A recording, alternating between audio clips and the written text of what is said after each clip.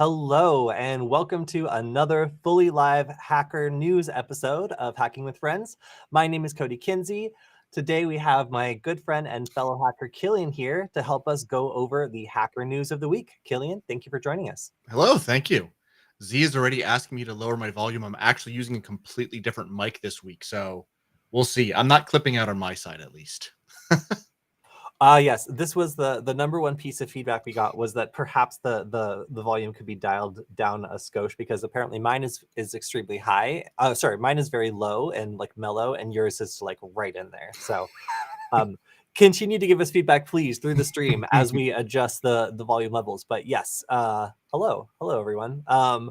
As we were doing the countdown, I noticed that my cat threw up directly in front of the set. So I was running around and cleaning that up. That's why I'm a little, I've seen some things.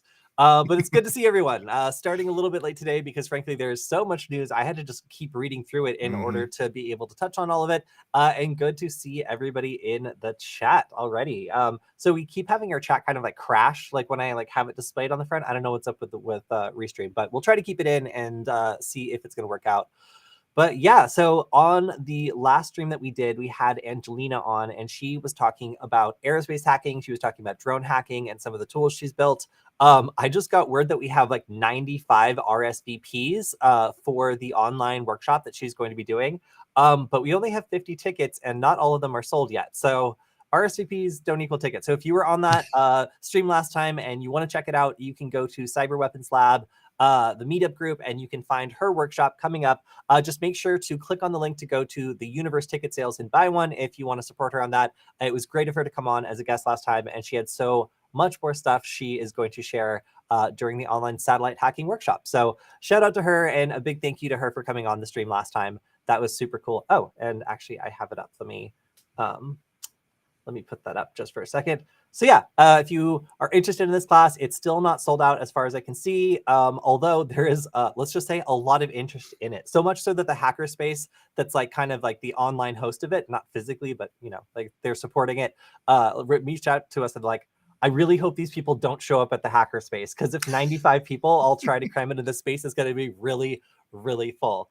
So yeah. Super cool. Just wanted to shout out Angelina because she did a great job on the last stream answering a lot of your crazy questions. I think one of the things she was talking about was like genetic algorithms and how she was like fine tuning like a neural network by using like a genetic model that she learned at like the biohacking village from DEF CON. So like a lot of stuff going on in that last stream. A lot of very cool things. Oh, where do you find the link?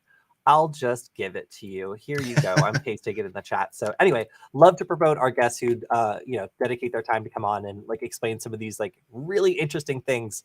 And Angelina has been very cool in doing that. The girl loves to hack things to fly. What can I say? Satellites, drones, like even airplanes. Like she's very, very interested in aerospace cybersecurity. So definitely follow her if you are interested and all that stuff. We also found out, we were like, yeah, go to her website. And then her website was just down. So hopefully Angelina's gotten her website back up. But yeah, it was super cool to have her come on and talk about all that great stuff. So Kilian, you want to just dive right into the news? Yeah, there's a lot of stuff. You're right. I felt like I was really taking a tour. Couple good things, actually. Couple good stories, positive stories, I should say, this week that we'll share for folks. Yeah, I also want to say on a little bit of personal news, we also we got our short URL back. We have the nugget.lol Discord community back and working. I mean, it was always working. The link was just a little longer and harder to find, but it was just reported as spam. I had to go through a 3-week-long verification process to get it enabled. So hooray, if you want to carry on the conversation after this, if you're watching this on repeat and you have questions you want answered immediately, feel free to go on here. We have a lot of cool stuff. Angelina's been sharing a lot of spooky, interesting things in our AI chat section, which is very cool. And we also have a section for the live chat here. Hello, everyone. Yes, I'm looking at you. So yeah, if you want to jump on that, it's always great to have more people in a Discord server, but let's go ahead and get started with the news of the day. So it was, I think, 4 years ago that I was at the RSA security conference, and I noticed that there were these things that were being given away as prizes, and they were a DNA test where you swab the inside of your cheek and you sent it to this company, and they told you if you were brave, like smart or strong, and they gave you like a kind of like tarot card back, and it's just like, you have the characteristics of a champion, like you are a leader, like all this like flattering stuff.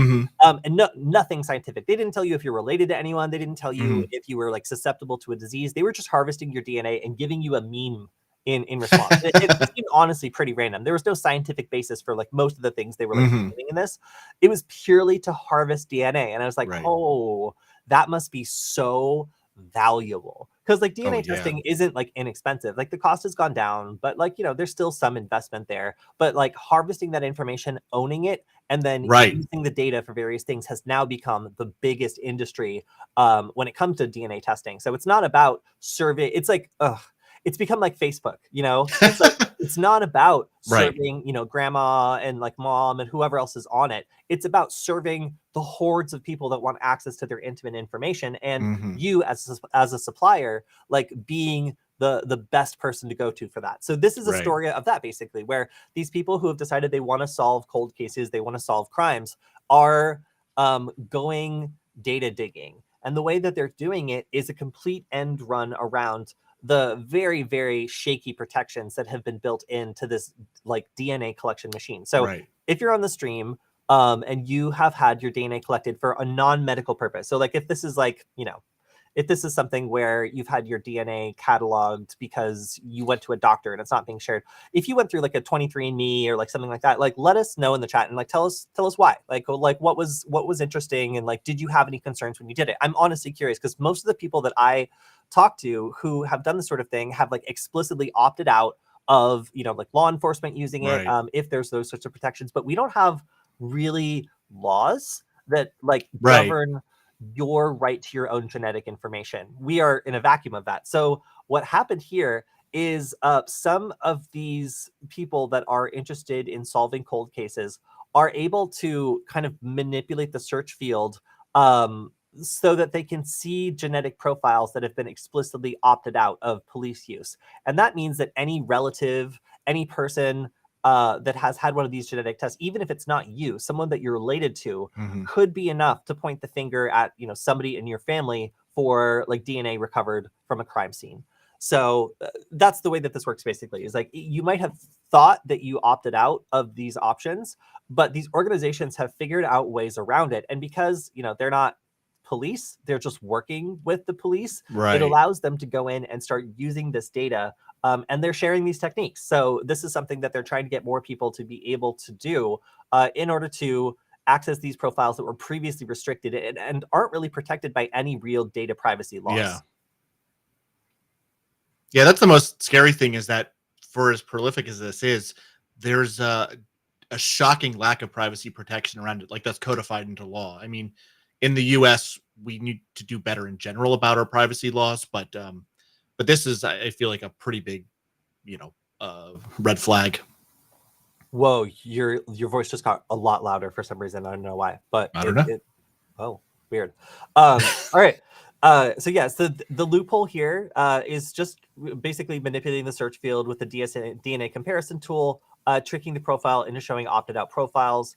It was demonstrated for the intercepts, so they actually saw them doing it. And it's just, in the absence of these real data privacy laws or these real consequences for sharing information in leaky ways, like your most sensitive information that also ties everybody in your immediate family as well into this database is being shared pretty freely. So based on the amount of like marketing and the honestly kind of useless services that are being provided for some of these like genealogy tests, anybody who's taken a DNA test recently, especially if it's a commercial one, especially if it's a cheap commercial one, should be aware that often these tests are subsidized by the value of the data and who it can be sold to. And, I often bring up the example of insurance, but like if insurance companies had access to databases to assess people who are going to have chronic diseases, they probably wouldn't insure them. Exactly. If they didn't legally have to. So, and it would probably end up saving them a lot of money. And while that sounds like horrible and discriminatory, that's what our system is kind of incentivized to try to do if the data becomes available or if it becomes searchable in a really easy way. So, yikes, yeah. I would also say that this, I'm not sure if this is considered like medical data, but it's an interesting debate as to when you submit something for like a commercial purpose, whether or not that is protected in some of the same ways that like your other medical data would be. Well, one thing, hopefully my audio sounds better. I changed a couple of the settings. It's so much louder. I just had to turn my volume down. I'm sorry. All right, I'll talk very quietly then. That's better. Oh, I'm not even registering anyway. But I feel like there's probably a lawsuit that could make a case for standing that it's medical information. Yeah, I would agree. It's obviously very personal and it has medical implications, to be sure. All right, so moving on from this, this is all right. So I do a lot of like training for people who are digging up information or otherwise attempting to do research, and often I train them in databases. That's like one of the first things I do. So most of the information on the internet is not accessible via a Google search. You have to go to a database, you need to know where that database is, and you need to enter a search term in order to retrieve information about a specific entity. That's how most government databases work, and that's how this search ultimately went. Now, when you're looking at government databases, they're often not worded very well, and they often have very weak protections, sometimes built in. And this is the center of a debate, and I got some people arguing with me in my Twitter comments about this, so I want to see... okay. A couple of people are saying very loud mic, just to confirm. I don't know why. I changed the settings again. I'm barely registering on my side, so there's something. Do I have the option? Can I do it as the... All right, say something, Kilian. Hello, this is Kilian, and I'm talking to Kody. All right, please let me know if me adjusting the setting isn't purely doing it on my own end and that it's actually benefiting the rest of you. I would appreciate that. But anyway, going back to the subject. So in this case, we had a journalist who was looking for information about a certain like public person, like somebody in the city, and they were inquiring into their driver's license records. So the county website allowed for personal retrieval of those documents, assuming that you had a proper birth date and then a driver's license number. Now, obviously, like if you've ever seen that person's driver's license before, if you have access to other information, you could probably retrieve that. But the website assumed that anybody who was downloading that, who would have that information would be the intended recipient. Right. So the big question here is whether the wording was like explicitly like this is only for retrieval by the individual that it belongs to, or retrieval requires these two pieces of information that they presume only the individual would have. And that's really important because it triggered a raid and a big controversy where the police came and said that this reporter was doing identity theft, that they basically were assuming the identity of the person whose records they downloaded. The paper says that somebody gave them an anonymous tip that included the driver's license number of this person, which allowed them to download the records. And in response, the police department seized all of their servers. This was also like there was a video of the co-owner of the newspaper who was like a 94-year-old woman getting really upset as they came in and started seizing things. And she actually had I believe a heart attack and died a couple days later. So understandably, the paper is extremely upset. They don't believe that they did anything wrong. They think that the police overreacted here. But this is firmly like in my field when it comes to like training reporters into using databases, but also knowing when to stop. Like an ambiguously worded database is obviously like dangerous. It means that you might not be sure as to whether or not you are going to break the law when it comes to downloading information that's accessible based on the information that's been provided to you by a tip as a news organization, but not explicitly intended for you. Yeah, I would agree. That definitely follows a bit of a gray line. I mean, I could see them justifying under like the Computer Fraud and Abuse Act. You're accessing a system you were not authorized to access, even if you had credentials for it or the ability to. Yeah, this is, oh, wow. Apparently James is power out, internet out. Wow. Stay safe, James. Yikes. Sounds dangerous out there.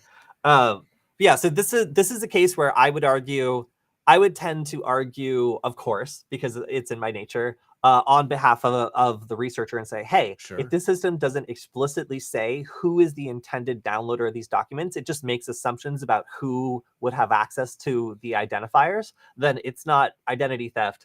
if the system, isn't worded explicitly. Right. If, however, it does say this is only for, the person who is the holder of these records, outside parties must go through a separate process, then it sounds like this is an end run around that process, and the documents wouldn't normally have been released. And in that case, it doesn't look so good for them. So it really does come down to like the wording of the portal.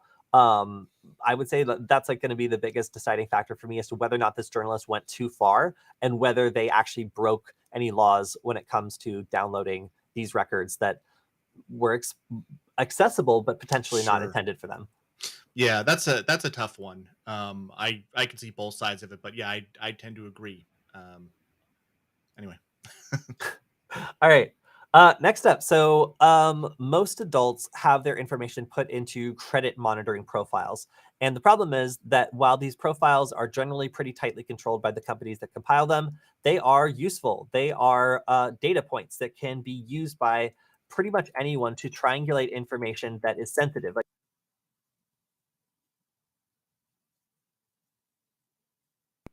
there we go. Of how it works.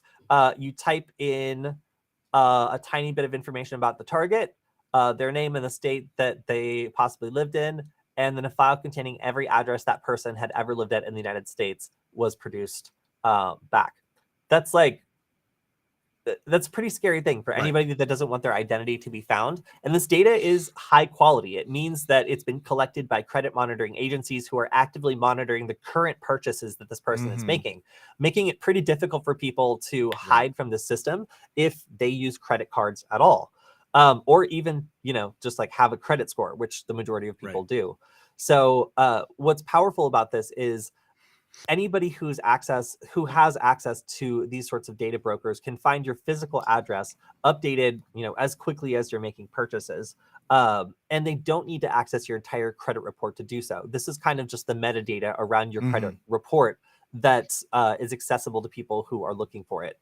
So yeah, the most concerning and shady thing about this is the fact that it's sort of based on an interpretation of some, I forget if it was a ruling or if it was the Federal Trade Commission or somebody said that, oh well, maybe it kind of doesn't need to be regulated in the same way as the full credit report. That seems dodgy. I mean, but that's something, at least here in the US, that we probably need to contact representatives to close this loophole, because it shouldn't be open to interpretation. I don't think anybody, the average person, a reasonable person, would consider this information to be not sensitive. That's typically, I'm not a lawyer, but that's typically like the judge of a lot of this stuff is, would a reasonable individual consider this sensitive? And anybody's, who's had their data stolen or has been a victim of identity theft would absolutely agree.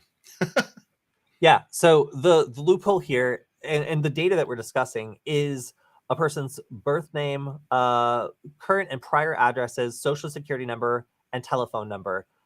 This is called the credit header information, and it's a separate data, like a data type that these companies are able to sell with a lot looser restrictions than the full credit report. So they're not able to sell like all of your information. So instead they package it into this like kind of like metadata thing that they continuously update and then sell to just a lot of different people, because the laws are not very strict around this.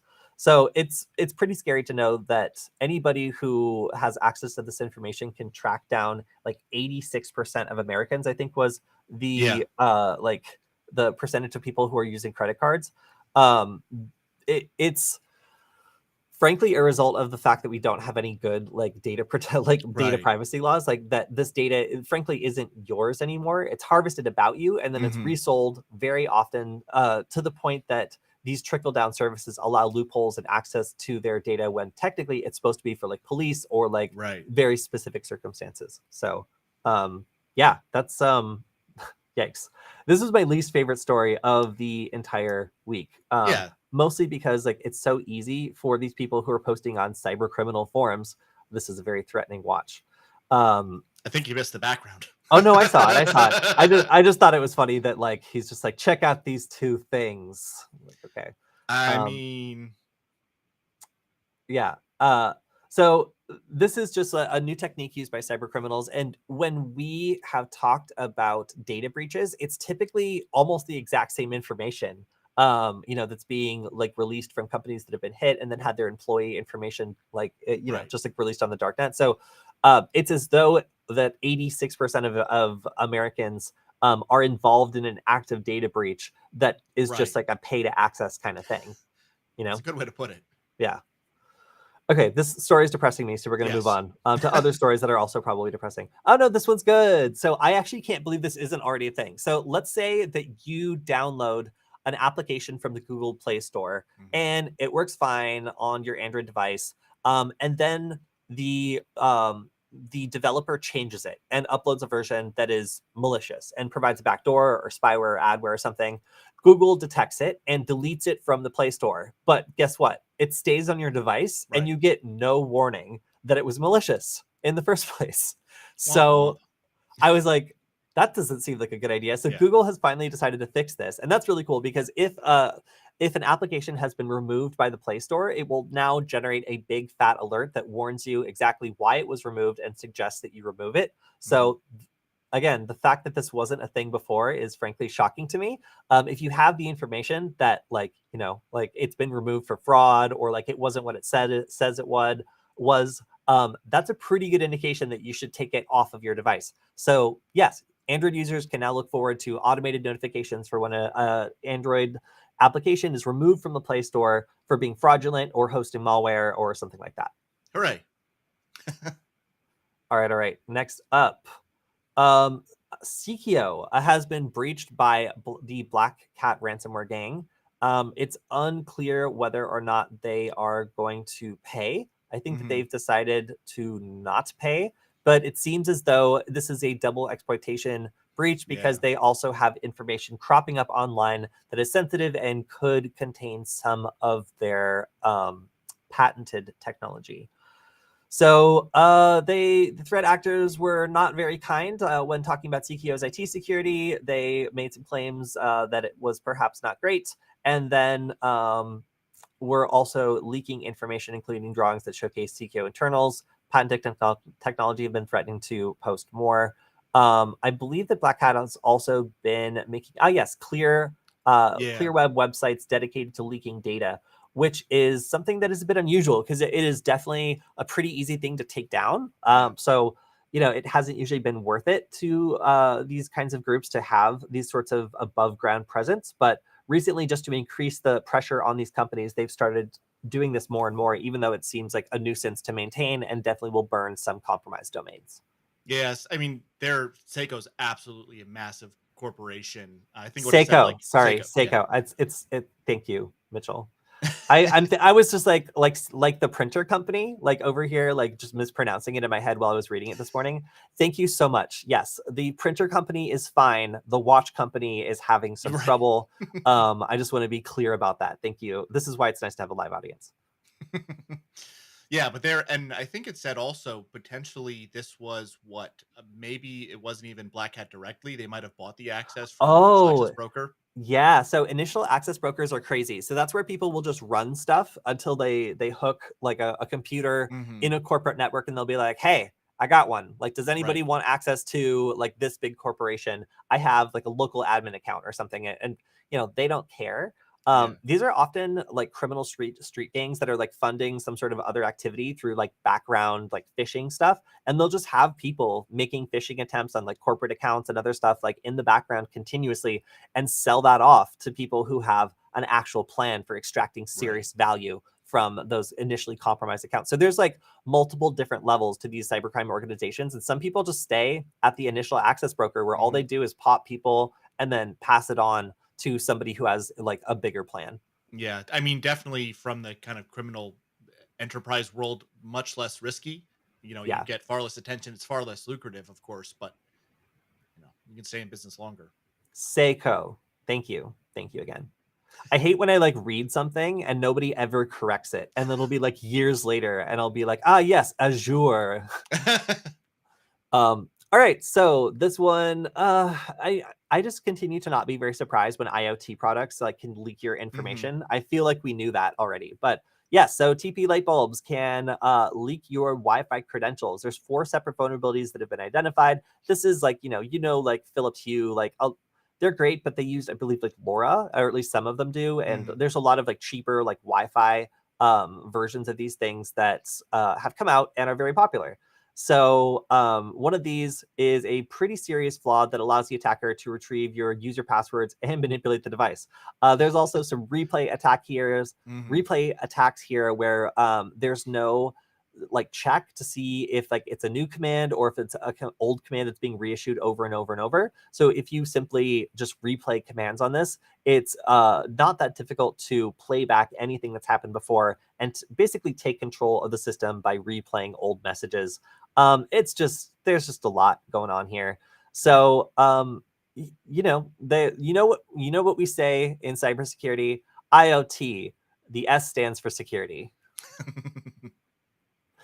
Because there's none. So anyway, so not particularly surprising to me, but perhaps surprising if you own one of these light bulbs.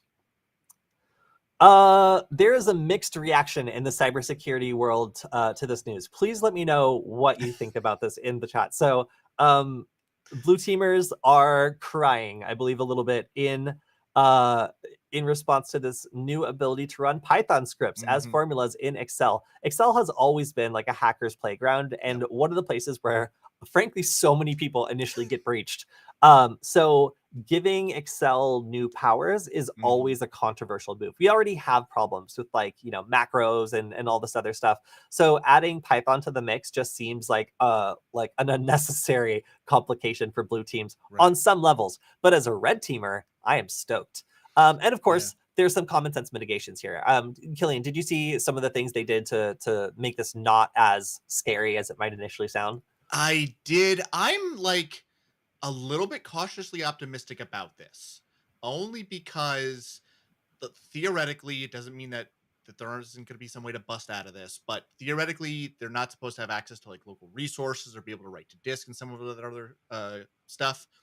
And also I believe it's supposed to run not on the local machine. If I'm not mistaken, it's supposed to run in like an Azure container that's supposed to be isolated. Again, not that there won't be some way to bust out of that, but it sounds like at least they're doing they're trying to take the right steps, as opposed to kind of Excel today where it's like, whatever, like run whatever scripting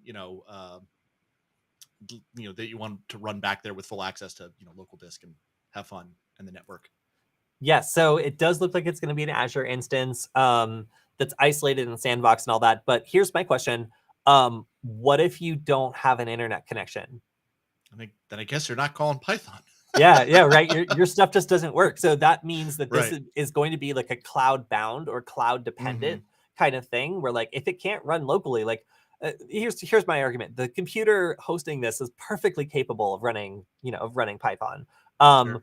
Obviously, like shipping it off to an isolated sandbox environment, you can do all sorts of analysis on it, like whatever else. Like you're attacking Microsoft, which is much better defended than the end user. Like it sounds good.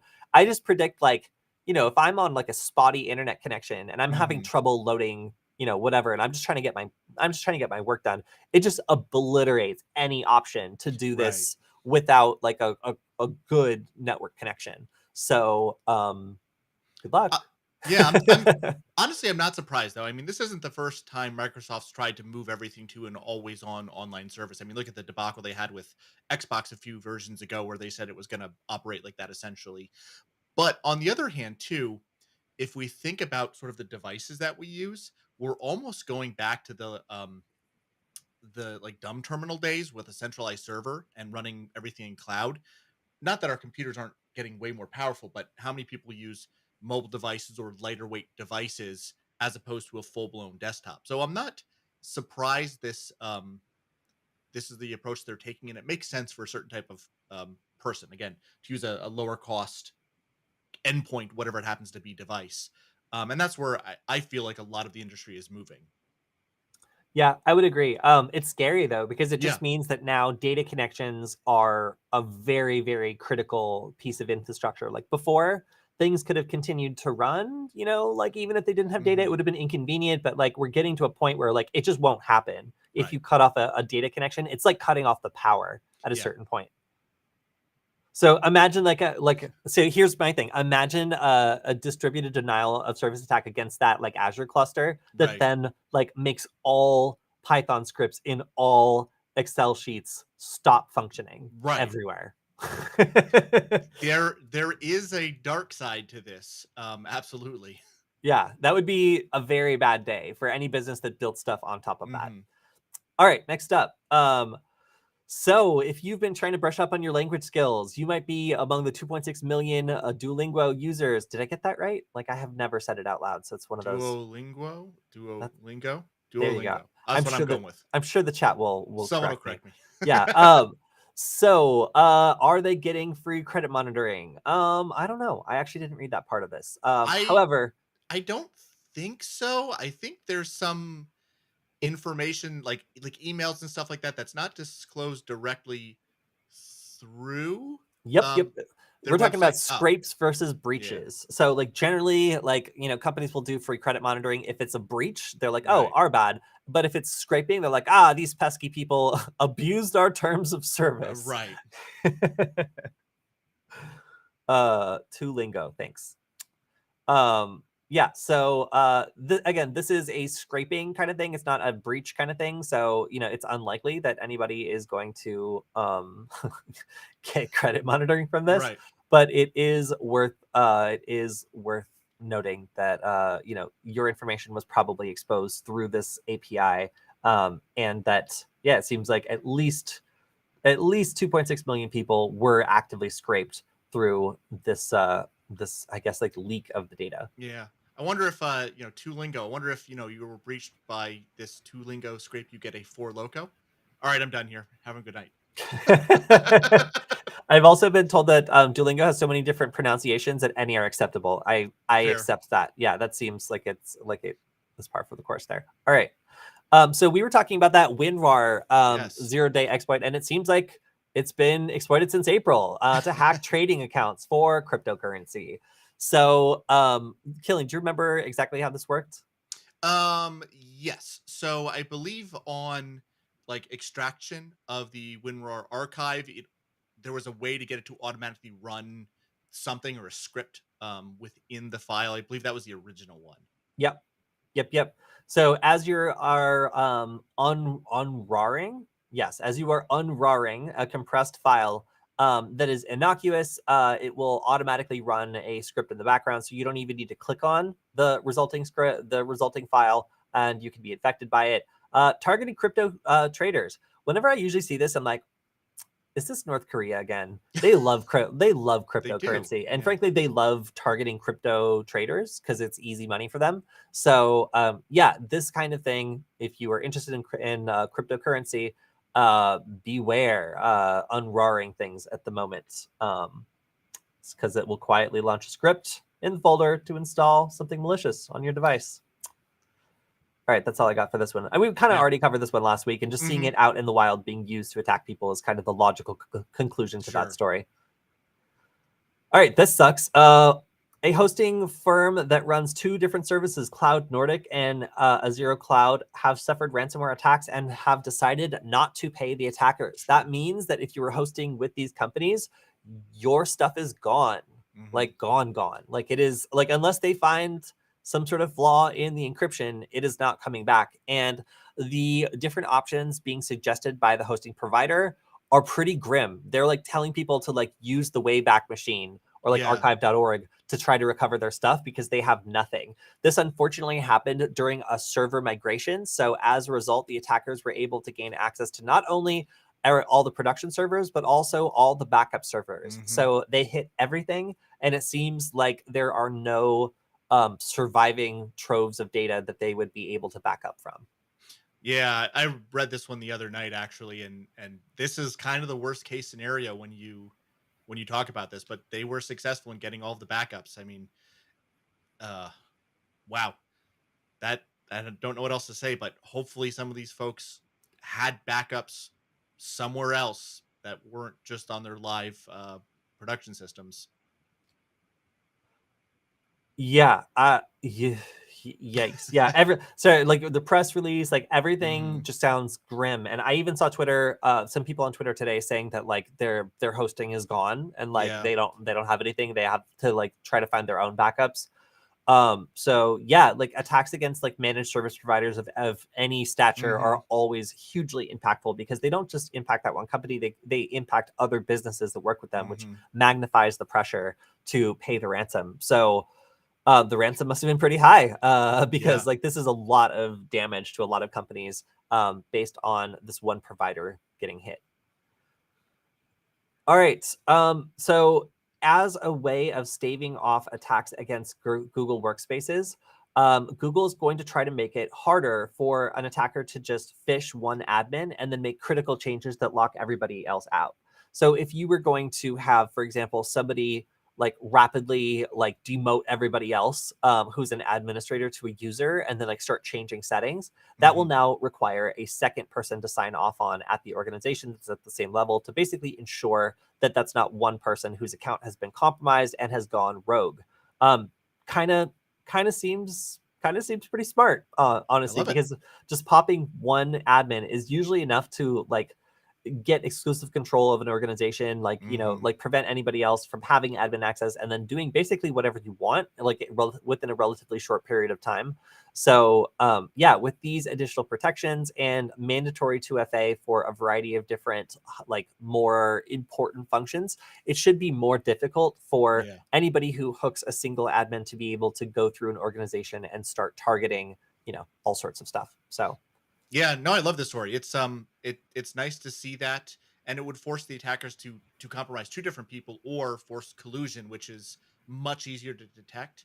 I many years ago, I worked for an organization that required this for like their key management system, where like there was 3 or 4 people and you needed 3 of the 5 or whatever it was to be able to make a change to it. So it's nice to see this is more widely spread in the business context.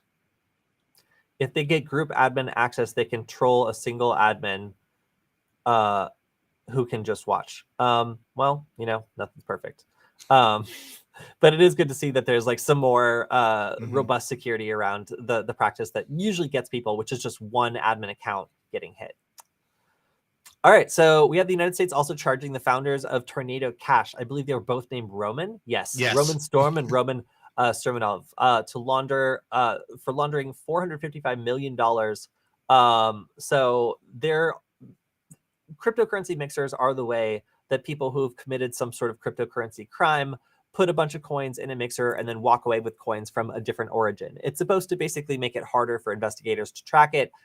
It doesn't really make it that much harder for them to track it. Like nowadays, like, software is getting a lot better at like tracking transactions and trying to figure out like who's, moving what cryptocurrency around. So yeah, like trying to get around that tracking is difficult, and it's aided by these companies that try to make it confusing as to like, who controls what and what Bitcoins are associated with the particular crime. So that is how you get arrested.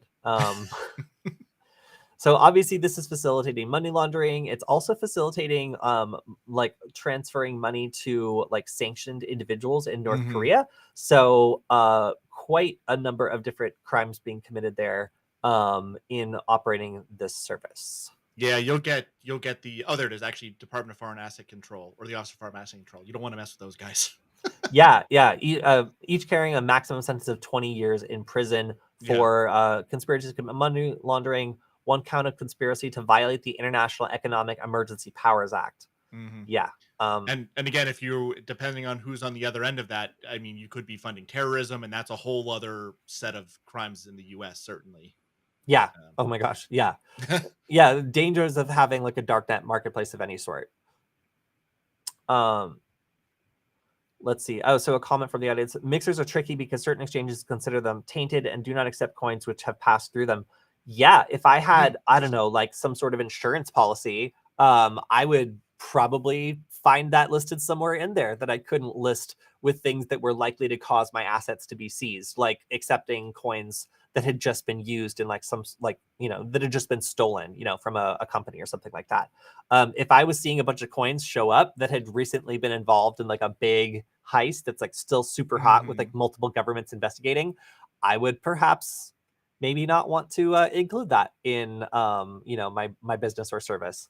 Yeah, yikes. Oh my, that actually is a treason charge. Yeah, no, you're like effectively like North Korea is one of the biggest like enjoyers of cryptocurrency mixers because they have so much cryptocurrency they've stolen that they have to, you know, clean up a little bit before they can cash out anywhere. So yeah, this is something that very much looks treasony when viewed by the Justice Department of the United States or the State Department. Yeah. All right. So this is interesting. Bitwarden is releasing a free open source end-to-end secrets manager that's designed to basically make it so people stop dropping secrets in email.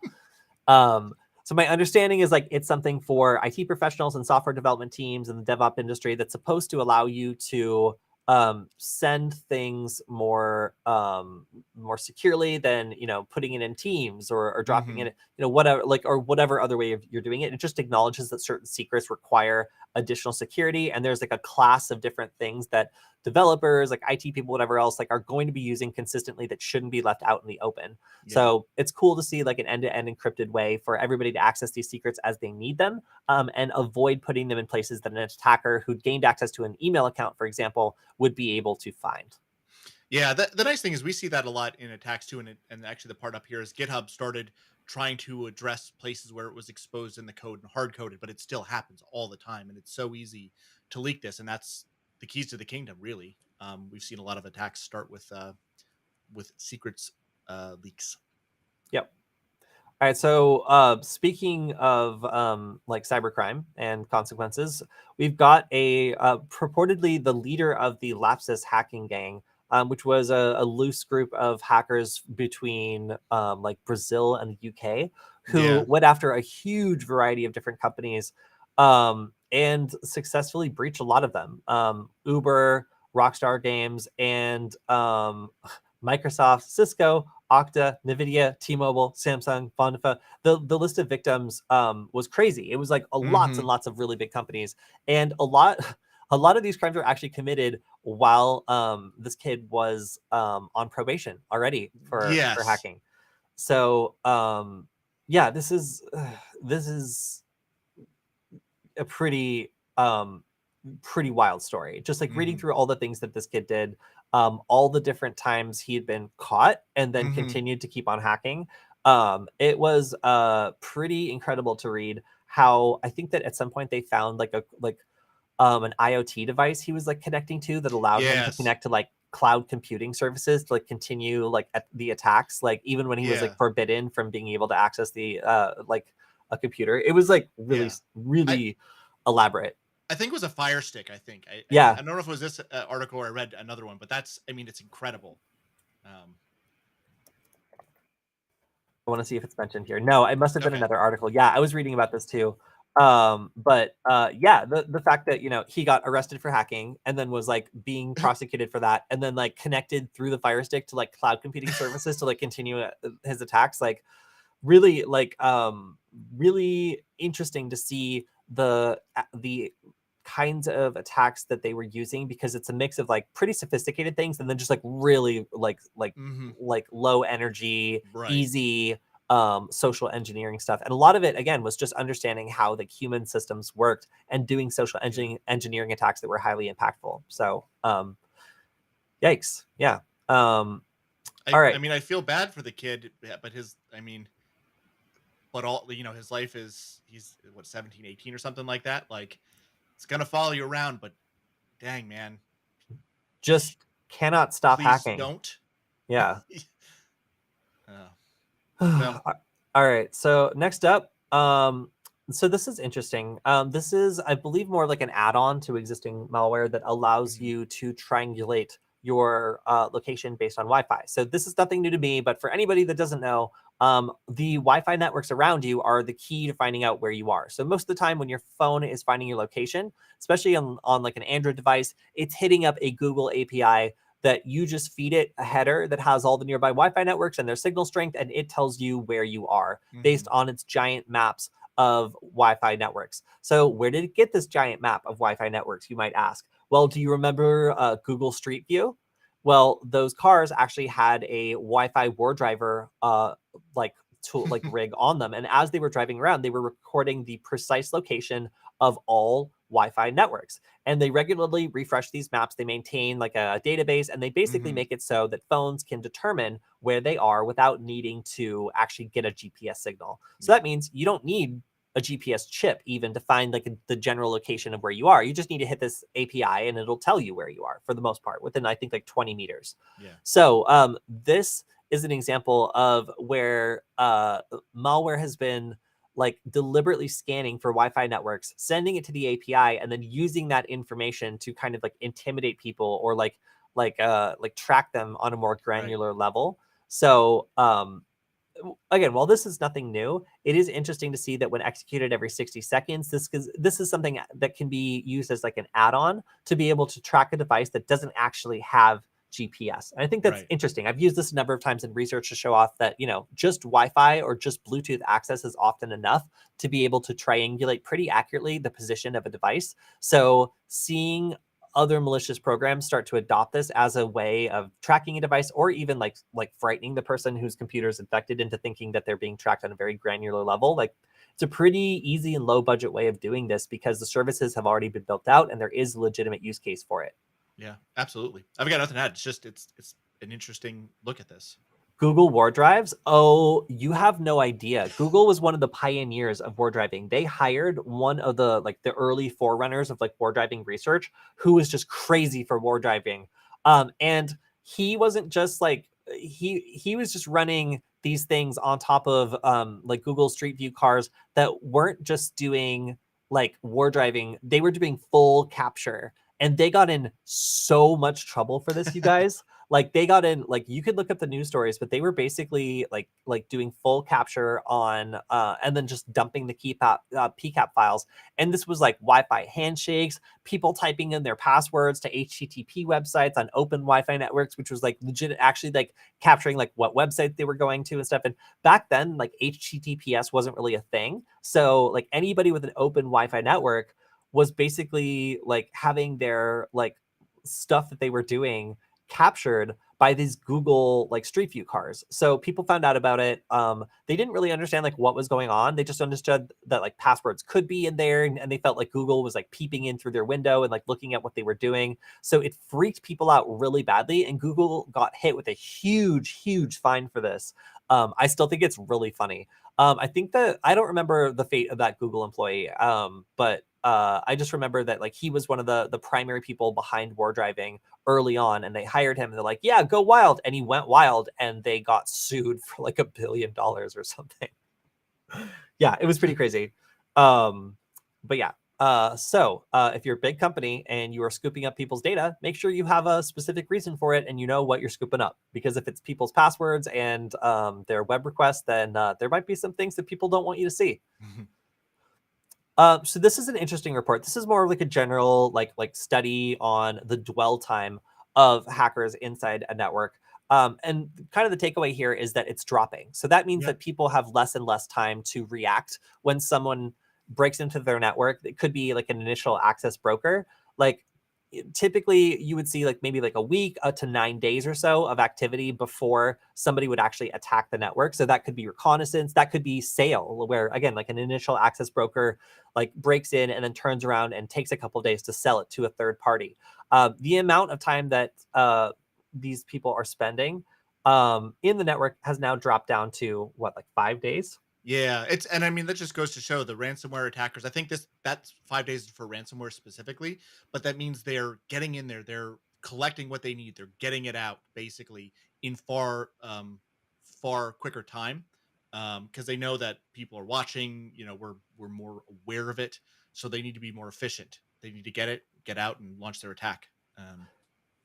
Here's my candidate for most confusing graph of the week. This one, I had to look at 3 times to understand what they're telling me. So, okay, on this side, we have days. And then on this side, we have years. but the years are color coded. Okay, but at least they are in order. I'm not a huge fan of this. And then we have all time sitting over here like it's an yuck. Okay. Well, whatever. Like still interesting to note that the trend is that on average, companies are having less and less time to deal with these initial access brokers before they become full on attacks. All right, so I believe we might have mentioned the Barracuda ESG appliances that were being hacked. This was like a week or so ago, and that there was a patch out. Just a little advisory, that patch doesn't actually work. So Yeah.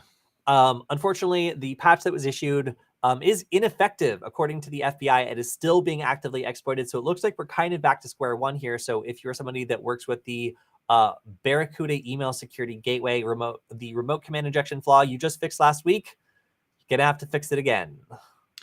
You know it's bad when they're like, send it back to us, basically. Yeah, no, they were just like, removal is like perhaps a better thing. How much RAM do I have with all these tabs open? Well, for what a MacBook costs, like it should be able to handle this many tabs and more. It's still loud though, so don't worry, it's still loud. All right, so we're coming up on our time, so let's see if we can get through these last couple stories. We got LeaseWeb restoring critical systems after a breach. This is another managed service provider that was hit, and it wasn't totally clear what happened here. They had unusual activity. They shut down their systems, and they've taken quick and determined steps to reduce potential risks. So that seems good, question mark? Yeah. And this one, I think, is what, they're another Dutch company? Is that what it is? And the one where all the servers were down was, I think, Dutch also. What are people doing targeting the Dutch lately? Yeah, I'm not sure. Yeah, so again, this is yes, Dutch cloud service provider. Yeah. So yeah, these managed service providers have really been targeted like a lot recently, and they're often the ones who are running these services that we keep mentioning have 0-day exploits that are being done. Like I think we were talking about like Mobile Iron or Mobile Core. Like last week was like a big deal for a lot of these like either managed service providers or even like federal agencies. So yeah, a lot of stuff going on with those MSPs this week. All right, data breach at a French unemployment agency exposing the data of 10 million people. I think this was this another Move It one? I think. Oh my gosh, if it was, I have to check. I don't remember reading that. Oh my gosh, it is. We can't, this story won't die. So when we talked like weeks ago about how it would be like months that we're continuing to talk about this, like because like the attackers here just have so many different organizations they breached, like they're just having trouble getting through all of it. Well, here we are again. It is now late August, and we are still talking about this incident. So this involves a lot of sensitive information for anybody who's been a job seeker in France going through their unemployment agencies. But the financial aid programs are apparently unaffected. However, a lot of other information has been breached. It's going to be a lot easier to phish people because a lot of this information also includes job skills, specialties like past employment, things like that, as well as national identifying information. All right, and then to end on a bright note in our 3 remaining minutes, Kali Linux has been updated. Now, are you a huge Kubernetes fan? Cool. Me personally? Cool. I think that this version of Kali Linux assumes that you are. So if that's you, if I've found you, then you should be excited because we've got all sorts of Kubernetes stuff. We got CRI tools for validation of Kubernetes container runtime information. We've got Hubble, a network services and security observatory for Kubernetes using eBFP. Okay, is that a Berkeley packet filter? Okay, a hex editor, and then a customizer for Kubernetes YAML configurations. We've got so much Kubernetes stuff that's been added. It's really clear to me that like that has been a huge focus of security research recently. We've also got cloud native network security, Calico. We've got Villain, a C2 framework that handles multiple reverse shells. And then we've got some stuff that's for reverse engineers with RZ Ghidra, Unblob, which extracts files from any type of container formats. And then what's another one we've got? A hex editor for reverse engineers and people who value their retinas while working at 3 a.m. I imagine that means that it is in dark mode. Yeah, so there's also Cali AutoPilot, which is something that aims to automatically use some of the tools built into Kali Linux. I actually Yeah. really like this idea It's because pretty cool. you can run a pen test like based on the tools that are already installed in Kali. You just kind of need to string them together. So thinking about just stitching them together in ways that are creative and like, get better outcomes automatically, like is a really cool and interesting concept. I feel like Metasploit used to do that. They've been privatized now, so I haven't used that in a really, really long time. But I feel like they used to do that, so it's kind of cool to see it re-emerging, I guess. Yeah. So I haven't managed to get Kali Net Hunter working yet, but there's a bunch of new phones that are supported. One of them is almost my old phone. I think I have like a Pixel 4, but the Pixel 3 is now supported. So hey, whatever. Like we're getting there slowly. Samsung Galaxy A7, the Nothing phone, and then some of these other phones as well. So very cool. Good So stuff. yeah, you can go ahead and download it via the standard way of doing so. And if you do get it and you try out Autopilot, please let me know. I'm considering doing a video on it. It seems like a really cool concept, and yeah, I'm really interested to see. Am I gonna have answer from Kody or Kilian? Well, it's not. To be clear, it's not the Q&A stream. So if you had a question and I missed it, oh yeah, here it is. Okay. This is a valid question, and we're done with the rest of the news, so we'll answer it. Yeah. So, question is: are ChatGPT and AI gonna take the place of humans in hacking? Because when I ask ChatGPT or Bing about exploit, it tells me everything about the exploit. So I think the answer is yes. So back when I went to one of my very first like hacker conferences, there was a big discussion about like using AI to like do all the things a pen tester would normally do, and then start to look for different classes of exploits that are really tricky for humans to find, but really easy for like machines to find. And that was like kind of the first discussion. Now we're at the point where AI is being able to understand the context a bit more of an attack and be able to either suggest using various tools or react to feedback. Like when I like feed code with like error messages to chat gpt, it can usually in most instances like debug itself and figure out exactly like what was wrong with the code. And that is the beginning of the ability to automate some of these attacks and some of these things that hackers typically do. I think that what's going to happen is like it's going to get easier and easier to do the low level things, and we'll be able to take on more, and AI will enhance the way that people work to the point that it's going to come down to the tools. My worry is that AI will make hacking less democratic and will make it so that in order to accomplish a lot of types of attacks, you really need like a powerful setup that is able to automate things that would be too burdensome or take up too much work for somebody to do on like an individual basis. Like supercomputing, whatever, like that doesn't give you like a huge advantage in like a lot of different types of hacking. But I feel like in the future, we could start to see people with AI augmentation be able to do things that are very difficult to match without like a similar system. Because like I just find like the amount of code productivity and the amount and the fast reaction time to iteration is something that is going to be difficult for a human to match once AI gets better at that part of the hacking game. I totally agree. I see. Fight Me says AI for social engineering. Absolutely, we're seeing that today. I mean, it's gotten much better. AI for debugging code, sure. I mean, I can see that. For new and creative exploits, not yet. And I find that interesting. Not yet. I mean, if it gets better, it gets trained on this type of stuff. Look at some of the tools that we use for good. Some of the code analysis or some of the automated vulnerability testing tools. There's no reason that we couldn't train an AI to kind of iterate through a number of these things, even just stringing a different processes together. Yeah. So my response to this would be it might not be able to create new exploits, but it can learn what an exploit looks like, and it Yes. can find the same class of Yep. exploit in places that we haven't found it before. Yeah, And exactly. that's what some of the AI research was talking about, was basically giving it all these examples of like obscure exploits and stuff until it finds a pattern, and then it's able to see that pattern in vast amounts of data that's difficult for a human to manually go through. But Yeah. that it's a good point. Right now, it is restricted in just knowing like what current exploits look like. There could be a point though where it's been trained to know what an exploit looks like and then be able to find it via patterns that we have a hard time spotting ourselves. Yeah. Okay, so yes, so here's a little bit more information about the creator of NetStumbler. who ended up causing a little bit of a headache to Google. But hey, $13 million is nothing to Google. I'm sure they were happy to pay. But yeah, it was. I'm sorry. This is a very funny story.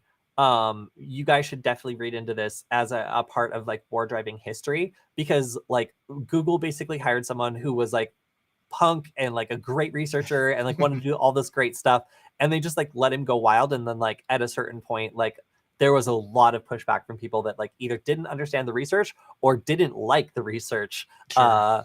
Which yeah, made for a very sticky legal situation. So this is a piece of internet history. I feel like it's definitely worth checking out if you're interested in some of the misadventures of war driving. Let's see. Yes, thank you for noticing my shirt. My friend is aware of the fact that I'm fascinated by all the research that went into designing the Mr. Yuck logo to make it like repulsive to children. Apparently, kids were getting poisoned because they were like, the original poison control logo was like a skull and crossbones, and children were like, cool pirates, and then they were drinking it and getting sick. So like they did all this research to find like the most repulsive face like for a child to see that would like make them not want to drink a substance. And this was it. After years of research, it was Mr. Yuck. So I'm a huge fan, and I just got the shirt yesterday, and I think it's great.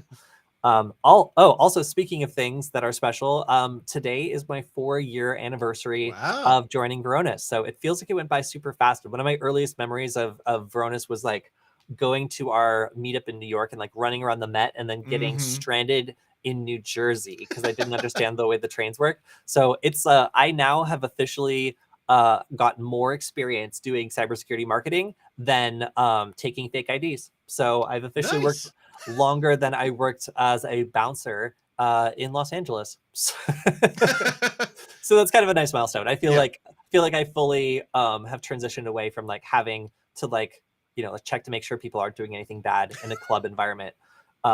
Yeah, it's been really cool. I have to say, I really enjoy this company. I've worked with a lot of incredibly talented people, and they've given me a lot of free reign to do basically whatever I want to do when it comes to like making useful stuff for the people in the cybersecurity community. They've sent me to a lot of great conferences. I've gotten to do some really cool talks, and I've also been featured in the news a lot, like thanks to some of the like support I've gotten here. So yeah, I've really enjoyed my time working at Varonis, and I'm looking forward to continuing to do some great work here. So also thank you to everybody who's grown this live stream.